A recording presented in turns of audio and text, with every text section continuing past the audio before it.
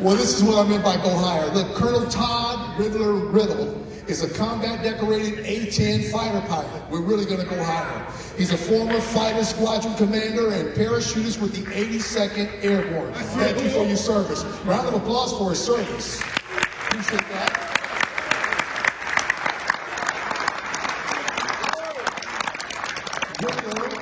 Riddler, as he likes to be called, has had 5 combat deployments and currently serves at the Pentagon in Washington, D.C. Wow. Todd and his wife Sarah began life together 26 years ago in pastoral ministry and now have 3 children, Jenna, Amen. Jake, and Trevor. He's a nationally recognized speaker. His first book, Faith, I'm going to give you that while I'm here. His first book, Faith, Family, and Fighter Jets will be available for pre-order midsummer. Right now I'm supposed to say welcome Riddler, but I looked at this and you left something out of here. Remember I had you check this out last night? It doesn't say how humble a man you are. So thank you. It's been an honor meeting you. Riddler, ladies and gentlemen, or no ladies and gentlemen. Thanks. Awesome. Wonderful to see you here today. And grateful for the opportunity. So I have a friend up there, John, running slides for us. So if he can pull those up. Fighter pilots have to talk with our hands, Crayola, and pictures, all right? And for those of you that I have not had a chance to meet yet, anytime that we're going to visit, you're going to understand that pictures are a key part of my ability to communicate because, well, they don't necessarily recruit the smartest of us to put into these planes. It's a great opportunity to be here with you today, and I'm blessed to share this day with you. So this is the A-10 Thunderbolt. I've been blessed to fly this jet for about 20 years. It's a close air support platform, and it is incredibly resilient to difficulty. So there is a dual hydraulic system set within the airplane if you were to get struck by a AAA. It has bulletproof glass on the front. There is high-mounted external engines that if the jet were to be hit by fire, that would not consume the fuselage of the plane, it would stay external. The people who designed this plane were brilliant in their ability to understand that this thing is designed to do dangerous things. So my mom, 22 years ago, God bless her, and I hope she does not watch this streaming version, she was very happy to see that, hey, this is a safe airplane. Not realizing that it's safe because you're going to get shot at, right? And I didn't tell her that. But this jet is also built around a 7-barrel Gatling gun that shoots 70 rounds per second. It shoots laser-guided bombs, it shoots Maverick missiles, it shoots AIM-9 air-to-air missiles. The jet is designed to do dangerous things. Come on. The jet is designed to do dangerous things. And so I've learned a few things. Slide, please, John, for my partner up there. This is my son, Jake. Jake has taught me a couple of things about faith that we can learn. So Jake, I was helping teach him at school a little bit. He was doing some homework, slide, and we were working on our spelling. So he's writing rose, pool, nose, and I'm giving him the spelling words, and he then gets distracted, and I get distracted. I go around the corner, I hear the door shut to the back patio, and I come back and Jake is gone amidst his spelling quiz for me. And Jake left me a note. Let's see what Jake said. Dad, I went outside. W-H-E-N-T on a spelling test. Well, the next week we're working on how to tell time. And we'll go to the next slide, please. We're looking at the clock. It says Jamal's alarm clock went off at 7:15. The clock shows what time Jamal actually woke up. Did he wake up when the alarm went off? Yes. Explain. This is a part Jake doesn't have much patience for. It says, the clock says so. Next slide. And so there are some very simple things to learn that even though something might seem simple, or it might seem obvious, like telling the time or how to spell, it doesn't mean that we have applied those things to our lives. So learning from Jake and the Apostle Paul, let's look at Philippians 4:9. This is the passage that'll be the cornerstone of our message here. Whatever you have learned, received, or heard from me, or seen in me, put it into practice. Come on. Put it into practice. Slide. So there is an incredible amount of energy and excitement that I get getting to fly a jet. So this was a childhood dream of mine. When I was in 7th grade, I saw this crazy movie called Top Gun, and I thought, I want to do that. Actually, I wanted to be a starting strong safety for the Dallas Cowboys, and well, this is what I got. And so I thought flying jets might be more suited for what I do. And so it is a dream to get to come out and walk to that airplane, knowing that all of the years of physical training and academic tests and learning how to prepare and perform, that we're going to actually finally use this thing what it's designed to do. All right, I am excited for the opportunity to get airborne, even at this age, to say, all right, we're going to go use this machine for what it was designed to do. And one of those exciting things that we do right before I pull out of the chocks, days of preparation, all right, I hear a Rolling Stones song. Now, I know some of you are far too spiritual to hear anything from the Rolling Stones. But the song Start Me Up goes through my head as I push the throttles forward and this 45,000-pound warbird pulls out of the hangar. Wow. Start me up. And so next slide, please. This crew chief is telling us how to pull chocks. Go back, John. I lost you on one. And so one of the things that you need to do is before I get ready to move, all right, I put my hands together like this. So put your hands together, all right, just like that. And you go right like this. Pull chocks. Pull chocks. And so we use that kind of as fighter pilots to say, hey, this meeting has gone too long, pull chocks. I'm at my in-laws' house, and I look at my wife, and I'm like, hey, it's time to go. We have had enough. My cowboys are getting blown out. We're like, we're out of here, all right? So I do this, and you say, let's do it together, pull chocks. One more. Now, don't be afraid. I'm not going to sell you hand soap or anything like that, all right? Pull chocks. Pull chocks. Okay, pull chocks. So that's what we need to do. We are excited, all right, and energized and ready to go do what we have been designed and trained and prepared to go do. Next slide. So part of our military readiness training is called ORIs, Readiness Inspections, in which we simulate that we have been under chemical or biological attack.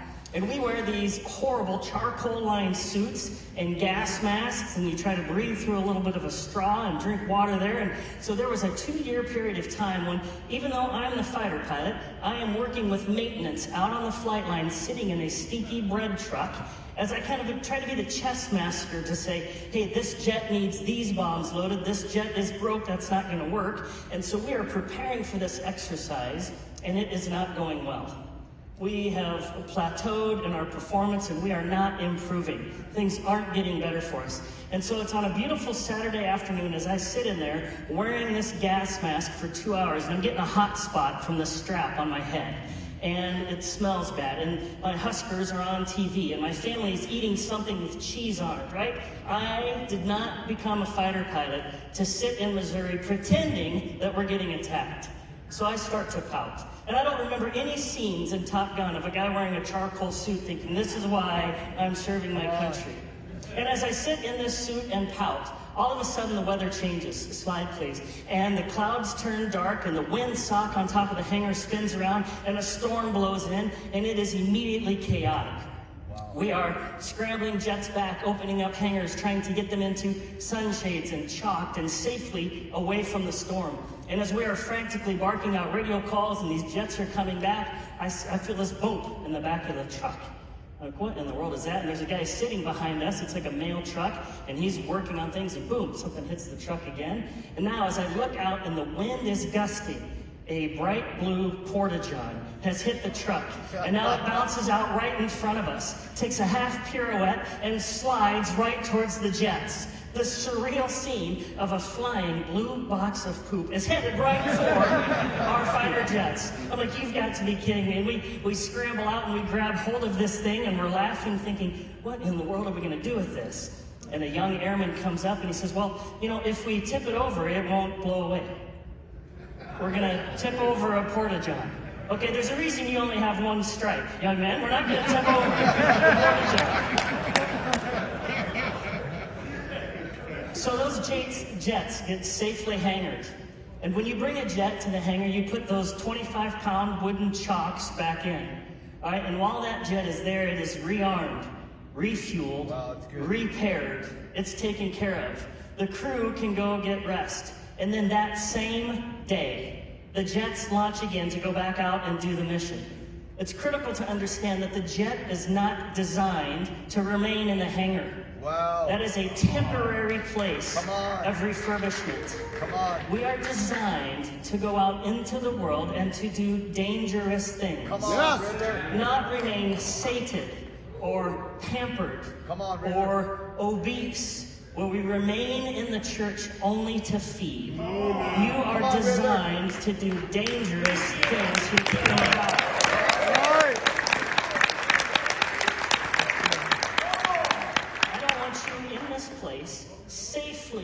cloistered with other unoffending Christians. Come on, We are brother. called to purity, but I want you to maintain a witness in that fantasy football league, amongst that motorcycle group, with your garage band, at the community theater. It is in those places that he has called us and compelled us to be. Come on.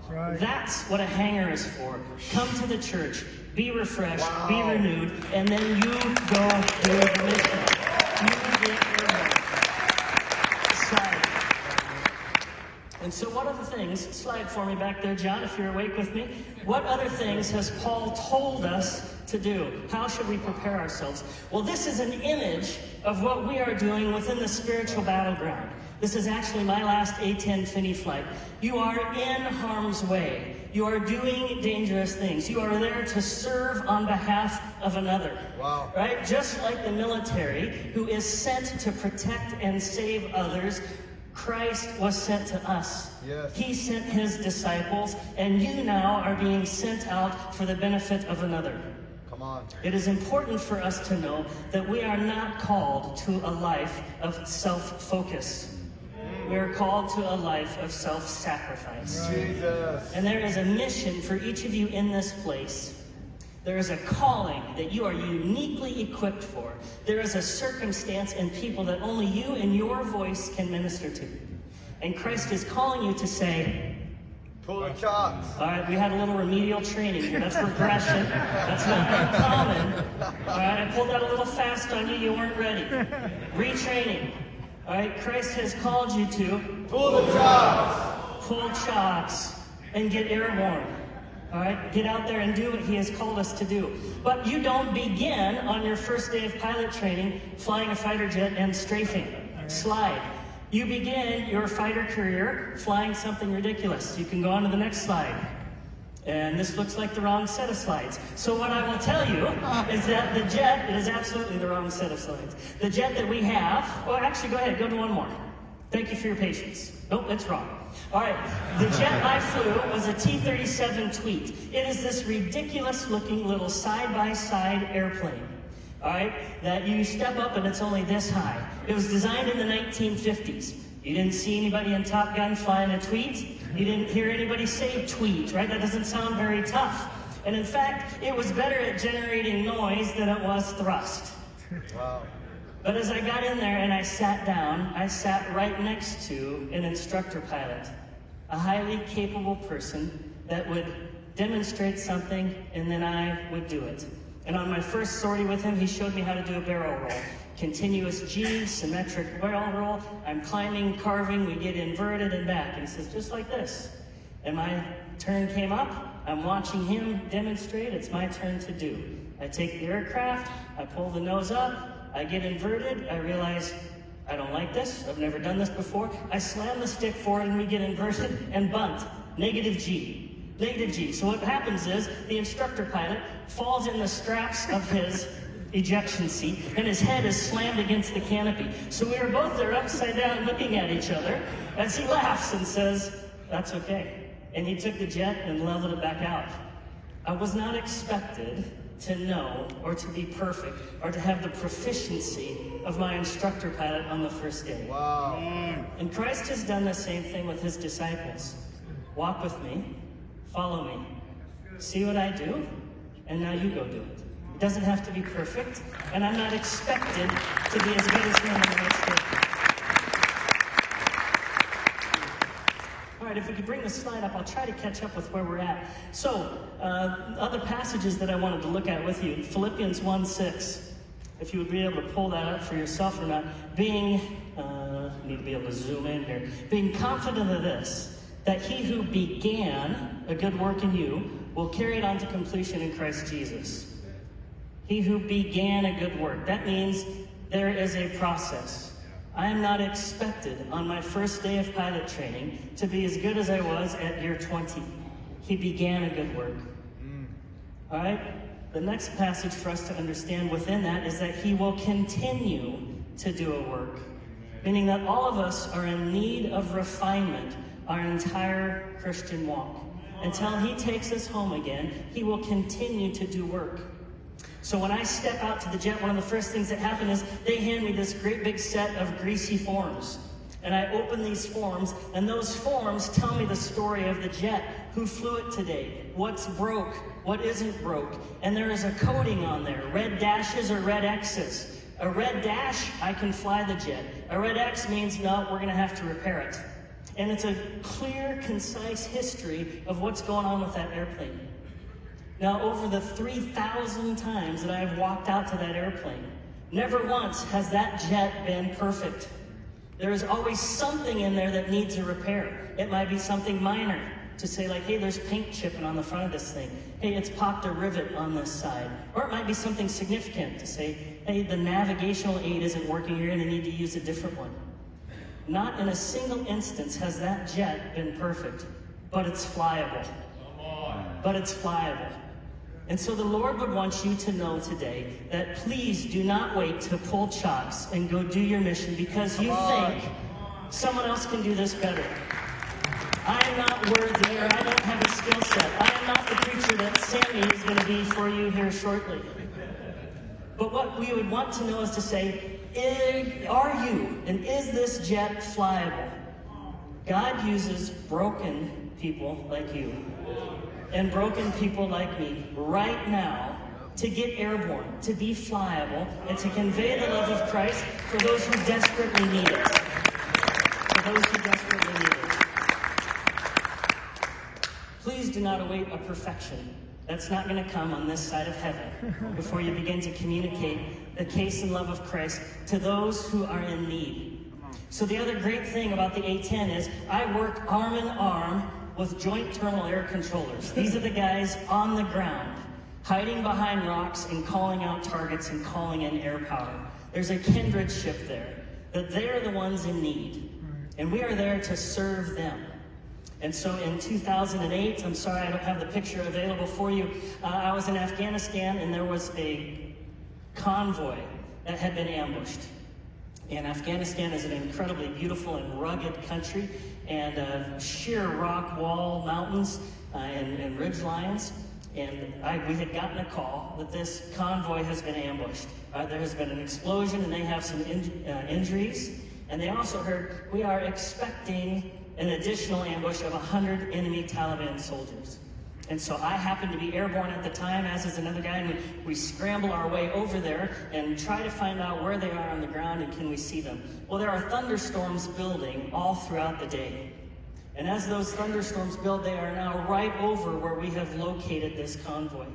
And I can hear in their voices their desperation and their need for someone to come and be of service to them, to save them, to go into harm's way on their behalf. And as I hear those radio calls and know their desperation, and as I look at each of you, do you think the people that need to hear about Christ care about your imperfections? Do you think the gentlemen that were down there, frightened, terrified, they've exploded, they have been shot at, do they care that the jet I'm in has chipped paint? Do they care that when I rolled inverted, I bunted and about knocked out the instructor pilot cold? Do they care that I used to get airsick? No. They care that you come as you are to communicate the love of Christ today.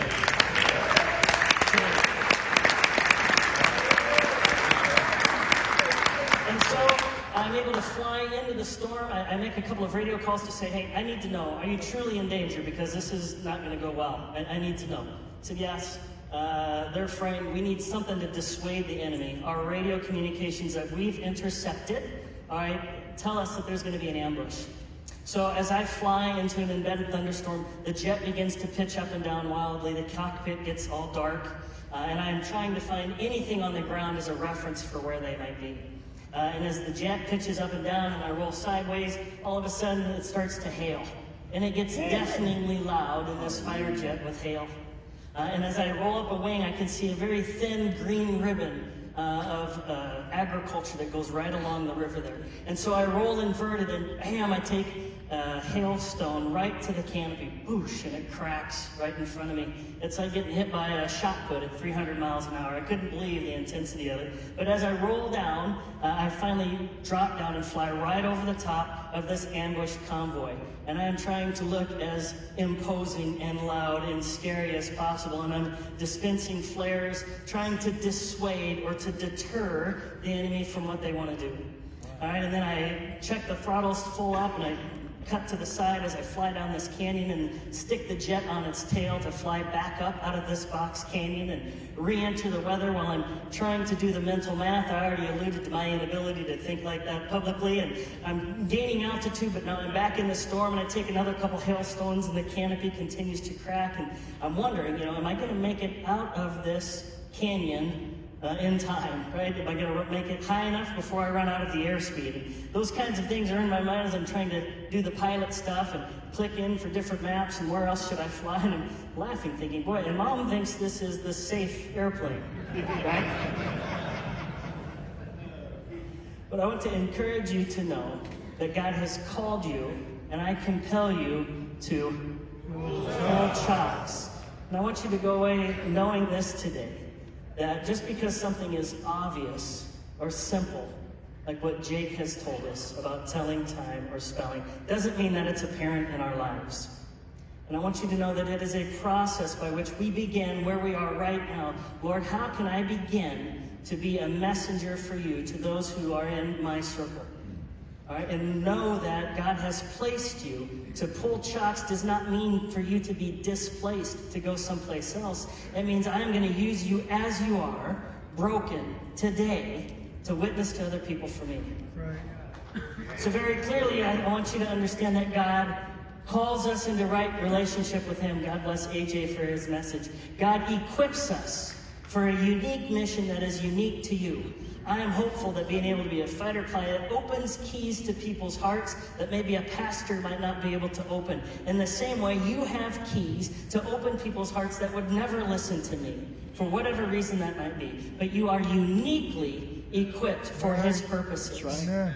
So God calls, God equips, and God sends. Christ was sent for us. He sent His disciples, and now we are sent. Not to remain in the hangar. Imagine had those gentlemen on the ground who I flew in to do my best to try and save. If I had come to understand the mission of the A-10 was to remain safely in the chocks. It's safe. I'm fearful. I'm not good enough. The point of this airplane is to remain under a hangar. No, that's not what the design is for. Your design is to do dangerous things. Right. And I'll conclude by repeating the previous line. I want you to know that we are not called to self-focus that takes up permanent residence in the chocks or permanent residence in the hangar. You are called to look at your forms and be aware, Lord, you are doing work in my life. Some of it might need me sidelined for a little bit, but I am not going to be perfect. But you use broken people like you and me to help us not be self-focused, to be self-sacrificing. That's good. What we have been called to do, what we see Paul to do, put it into practice. God calls and compels us to pull chocks. It's wonderful to spend the day with you today. God bless you.